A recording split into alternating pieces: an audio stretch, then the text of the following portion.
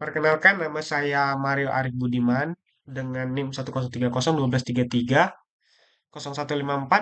kelas IF 4712. Di sini saya akan menjelaskan konsep dasar basis data. Basis data adalah kumpulan data yang terorganisir secara terstruktur dan tersimpan dalam sistem komputer. Konsep dasar basis data melibatkan beberapa elemen kunci. Yang pertama, data. Data adalah informasi yang diorganisir dan tersimpan dalam basis data.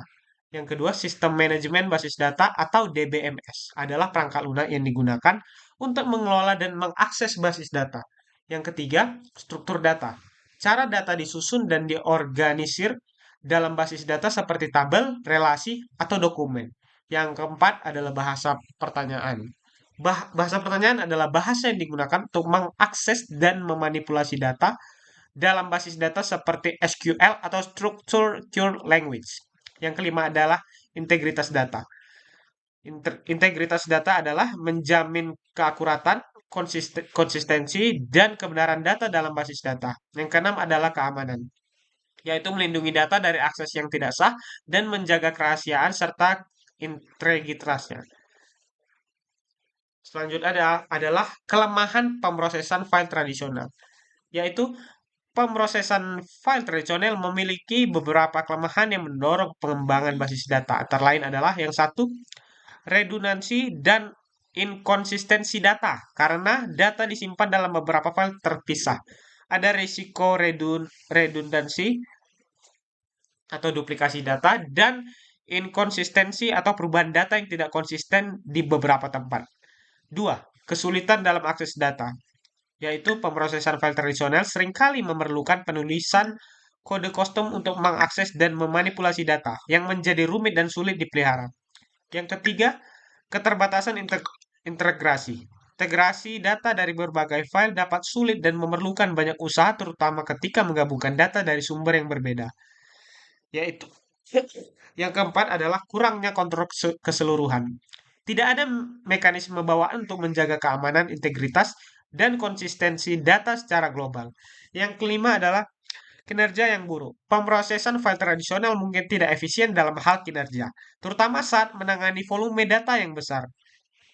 Kelebihan pendekatan basis data adalah yang pertama, satu, integrasi data.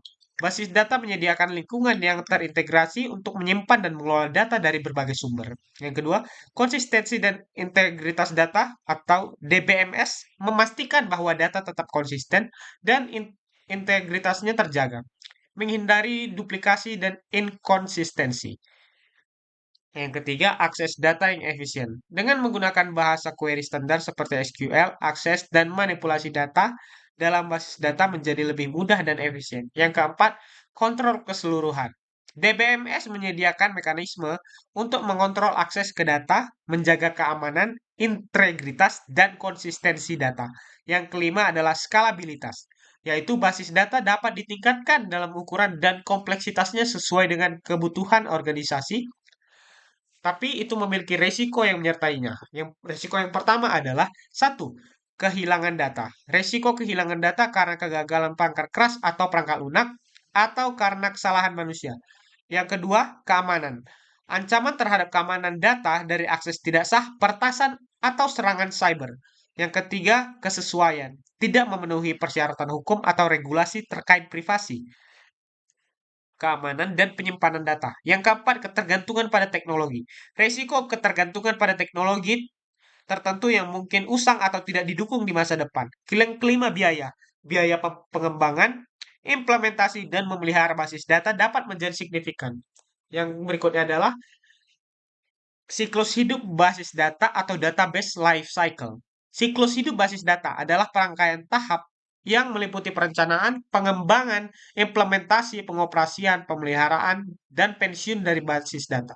Tahap-tahap ini melibatkan aktivitas seperti analisis kebutuhan, desain basis data, implementasi struktur basis data, pengujian, pemeliharaan, dan migrasi data saat diperlukan. Siklus ini memastikan bahwa basis data tetap relevan, efisien, dan sesuai dengan kebutuhan organisasi seiring waktu.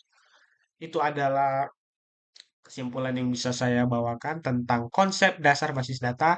Terima kasih. Saya Mario Arif Budiman. Terima kasih sekali lagi.